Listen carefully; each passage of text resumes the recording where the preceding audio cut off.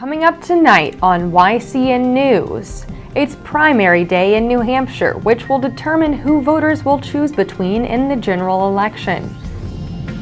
Stevens High School students prepare for their first day of school tomorrow. And 6 citizens appointed by Vermont Governor Peter Shumlin will oversee the closure of nuclear power plant Vermont Yankee. For more news, weather, and sports, it's time for YCN, your local view.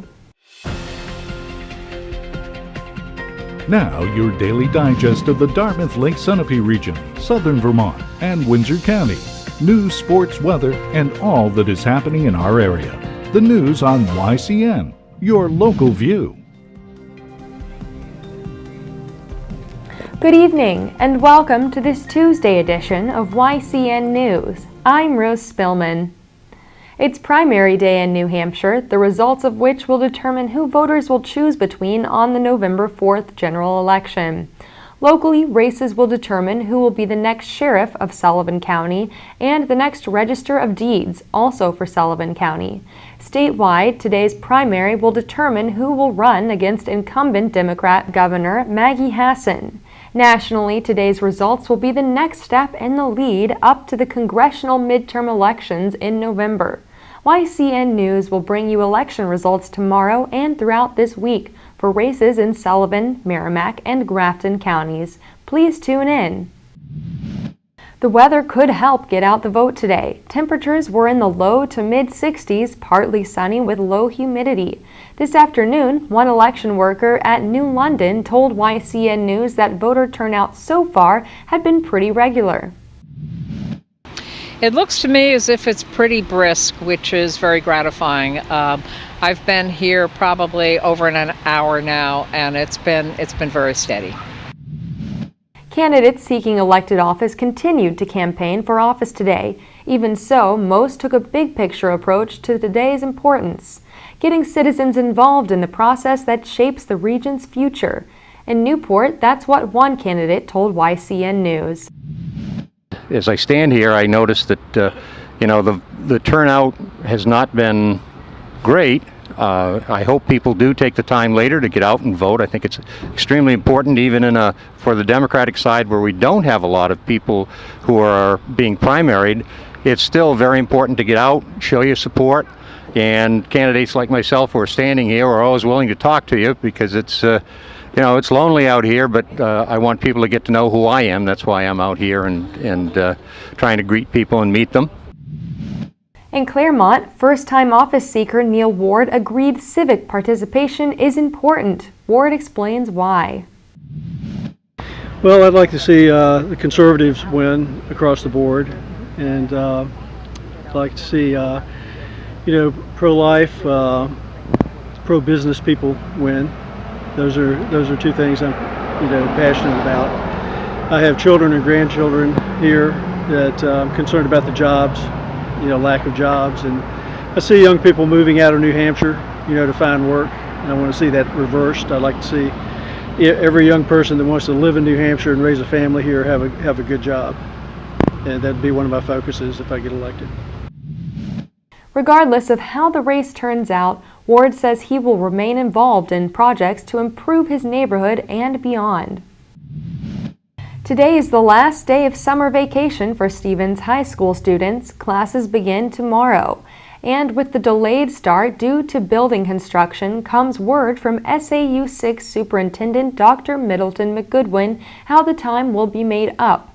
New Hampshire state law mandates at least 990 instructional hours per year for all middle and high school students.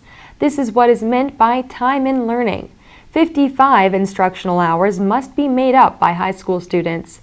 That's because the high school is opening on September 10th instead of August 25th. 11 instructional hours must be made up by Claremont middle schoolers. Middle school students begin classes on August 27th instead of August 25th. The school day for students at all of the city's schools is 6 and 1.5 hours long. Yet the in-time class session totals 5 and 1/2 hours long, McGoodwin says in a press release. The extended day schedule will allow all Claremont public schools to end the school year on time and together. Survey results by parents weighing in on how to make up for the 55 hours favored adding 10 minutes to the beginning and end of the school day. Beginning tomorrow, Stevens High School day begins at 7:20 a.m. and ends at 2:10 p.m. Changes at the middle school have the day beginning 15 minutes earlier, with the new start time now at 7:30 a.m. Dismissal for students riding the bus will be 2:05 p.m. All other students will be dismissed at 2:10 p.m.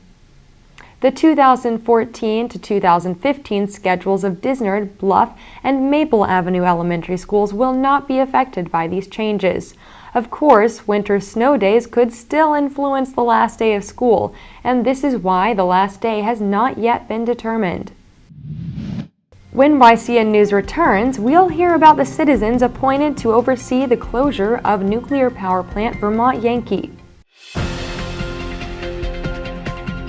The YCN News continues in a moment. Welcome back to YCN News. I'm Rose Spillman. As the decommissioning of Vermont nuclear power plant Vermont Yankee proceeds, 6 citizens will oversee its closure.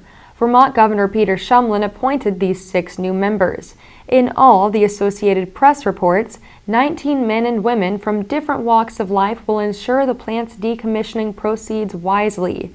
These 6 new members include State Representative David Dean and Derek Jordan, both of Putney, Kate O'Connor of Brattleboro, Martin Langeveld of Vernon, James Matto of Westminster, and James Tonkovich of Wilder are the other new Citizens Advisory Panel members. The panel will meet September 25th in Brattleboro. When YCN News returns, we'll join Upper Valley Chronicles Ann Holmes, who met with Annika and David Eastman from the Arthritis Walk in Lebanon. The YCN News continues in a moment. Welcome back to YCN News. I'm Rose Spillman. Now, Matt McDonald will have a look at our weather for the next few days and then move on to sports. Thanks, Rose. Tonight will be foggy after 2 a.m. with partly cloudy skies and lows in the upper 40s. Tomorrow morning we'll have some fog until 8 a.m. Then skies will be mostly sunny. Highs will be around 72 degrees with winds up to 5 miles per hour. Tomorrow night we'll have lows in the 50s with partly cloudy skies. Thursday will have a 70% chance of showers and possible thunderstorms after 11 a.m. Skies will be mostly cloudy with highs in the low 70s. Thursday night we'll have a 30% chance of rain before 2 a.m. with a low of 51 degrees and mostly cloudy skies. Now let's see what's coming up on our community calendar. Tomorrow, the Claremont and Hanover, New Hampshire farmers markets will be held at 3 p.m. At 5 p.m., the Grantham Select Board will meet. The Norwich, Vermont Select Board will meet at 6:30 p.m. Remember, you can submit local events from your community by sending them to news@ycnnow.com. And now let's take a look at yesterday's high school golf roundup. It was a sunny day yesterday as Kearsarge took on Fall Mountain in a golf match. Kearsarge won with fewer strokes. The final score was 158 to 239. Kearsarge played a second match with Monadnock. Kearsarge made 158 strokes compared to Monadnock's 238 strokes. Sunapee High School also took part in 2 matches yesterday. Match 1 was with Newmarket. Sunapee made 189 strokes while Newmarket managed 212. In Match 2, Sunapee made fewer strokes than Hopkinton with 189. Their opponent had 169 strokes. Turning now to girls soccer, one of our local teams won yesterday. The Stevens High School girls netted 3 points to Wilton's 1 point. Thanks, Matt. When YCN News continues, we'll join Lisa Connell, who met with Dartmouth professor Randall Balmer, author of a new biography on Jimmy Carter. The YCN News continues in a moment.